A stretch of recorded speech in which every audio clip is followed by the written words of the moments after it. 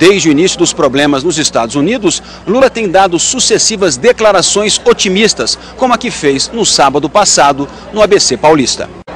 De que a crise americana, se ela chegar aqui, ela lá é um tsunami.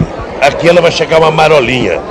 Critica o excesso de otimismo do presidente. Como a receita vai despencar, é necessário que ele comece a pensar imediatamente em corte de gastos. Este economista concorda. O gasto do dia a dia, custeio, programas de duração continuada, pessoal, tudo isso vai ter de diminuir. As rádios, as emissoras de TV, a mídia em geral dá o alerta. Avisa que um maremoto de grandes proporções já foi detectado em seu epicentro e se aproxima. No entanto, o que faz a Defesa Civil, o que faz o sistema de alerta? Emite um recado contrário, tranquilizador. Diz que não se trata de tsunami, é apenas uma marolinha que vem vindo aí. O presidente criticou os que defendem cortes de despesas e reiterou que o governo manterá os investimentos, mas que vai controlar os gastos com a máquina pública. Nós não vamos investir nenhum centavo em custeio, enquanto tiver dificuldade. Mas vamos investir todos os centavos possíveis em coisas produtivas, em coisas que possam gerar empregos, em coisas que possam gerar distribuição de renda, salário e poder de compra do povo brasileiro. O governo vai dar uma mãozinha para aumentar as vendas de carros, as exportações e o crédito dos empresários. Durante a reunião do Conselho de Desenvolvimento Social, o ministro da Fazenda anunciou ainda que vai acelerar a devolução dos créditos tributários das empresas. Já a ministra da Casa Civil, Dilma Rousseff, disse que o governo vai continuar a investir em obras do PAC, avaliadas inicialmente em 504 bilhões de dólares. As medidas foram elogiadas por empresários. O presidente Lula, mais uma vez, se mostrou otimista e com discurso afinado com o do ministro da Fazenda. Eu acho que vocês vão ter surpresa. Quem está apostando em crescimento muito baixo em 2009 pode quebrar a cara. Os analistas que tomem cuidado. Inteiramente na contramão de todo mundo desesperadamente adotando aquelas medidas que a gente sabe que são as únicas possíveis, mas nós não fizemos isso. É pouco provável que na eleição do ano que vem nós tenhamos uma situação de bonança. Nós vamos estar numa situação complicada, provavelmente. Não é o que eu desejo, não é o que ninguém aqui deseja. Aliás, se tem uma característica do PSDB, eu posso falar isso sem nada de gabolice, é não jogar no quanto pior melhor. Nós não sabemos jogar no quanto pior melhor. Né? Felizmente, o povo sabe como mandar o seu recado.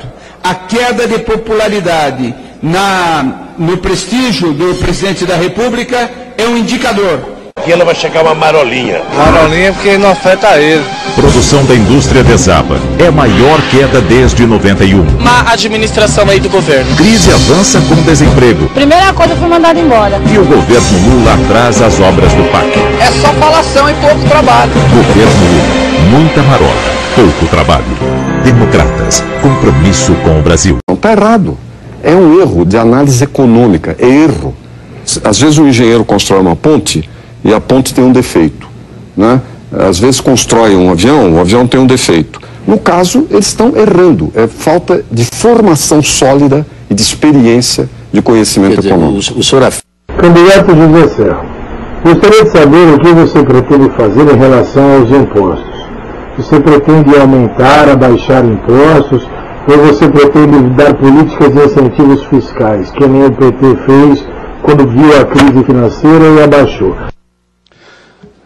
Olha, em primeiro lugar, nós demos sim incentivos fiscais em São Paulo durante a crise. Incentivos fortíssimos. E, ao mesmo tempo, aumentamos o investimento público, que ficou no nível mais alto da história, e a combinação desse investimento com os incentivos que nós demos incentivos fortes do ICMS, permitiram criar, na época, garantir 1 milhão de empregos. Essa foi uma contribuição que o Estado fez na época da crise. Alguns governos estaduais, enquanto nós estávamos baixando as alíquotas, de IPI, eles estavam implantando o que se chama de substituição tributária. O que é substituição tributária? Significa você pegar o tributo que está ao longo da cadeia produtiva e puxá-lo para o início da cadeia produtiva. Ou seja, no início do processo, você antecipou o imposto a ser pago, você tirou capital de giro das empresas. Os empresários, tendo que pagar esses impostos antecipadamente, eles não repassaram para os preços a totalidade disso aqui. Isso foi feito em São Paulo e em outros estados, e eu vou conversar com os governadores, não é? Porque, de certa forma, eles se aproveitaram. Veja, a tributária é um mecanismo legítimo, tecnicamente correto, porque ele combate a sonegação. É um expediente correto, porém, feito no momento errado.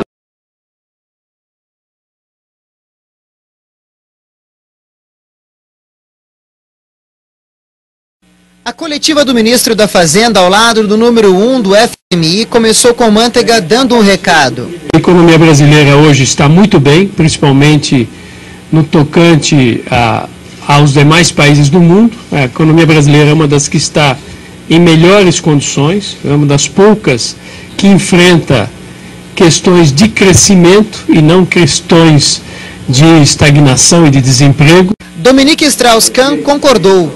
Disse que o país enfrentou a crise econômica com corte de gastos e impostos, mas também com um programa de crescimento. A receita, de acordo com o diretor-presidente do FMI, deve ser seguida pela Europa, que enfrenta turbulências econômicas. Para Kahn, as políticas implantadas pelo país são corretas e deveriam ser copiadas por outras economias. E quando reagiu mal. Agiu na contramão de todos os países do mundo. Literalmente na contramão de todo mundo, desesperadamente, adotando aquelas medidas que a gente sabe que são as únicas possíveis, mas nós não fizemos isso. Aqueles burros de sempre pobre, o espectador falava número 4 e o burro dava 4 batatas no chão. Indústria ou não, os jornalistas perguntaram. Um lado, o governo põe o pé no breque e o Ministério da Fazenda põe o pé no acelerador. Pelo menos essa é a sua O risco é o carro rodopiar. Quer dizer, porque o samba do crioulo. É uma contradição completa. Pode quebrar a cara. A verdade é que o PIB de hoje demonstra que a economia brasileira está se recuperando. Mas demonstra também que ele só caiu do jeito que caiu, porque uma parte da sociedade brasileira entrou em pânico, porque acreditou mais nas manchetes de jornais do que naquilo que a gente falava que ia acontecer neste país. Tem gente que desativou totalmente qualquer investimento. Teve gente que deu férias coletivas no mês de dezembro. Teve gente que deu férias coletivas no mês de janeiro. E eu acho que foi um erro de pessoas que preferiram acreditar, muitas vezes, numa mentira bem contada, do que acreditar numa verdade nua e crua que estava acontecendo. Este país realmente estava mais preparado que todo o mundo desenvolvido para enfrentar a crise econômica. O futuro presidente vai ter que enfrentar a pressão da política nacional e internacional. E vem muita pressão por aí. É por isso que eu vou votar no Terra. Que me dá segurança. Porque dele eu sei o que será. Está errado. Vocês pensam que vocês pensam, mas quem pensa sou eu.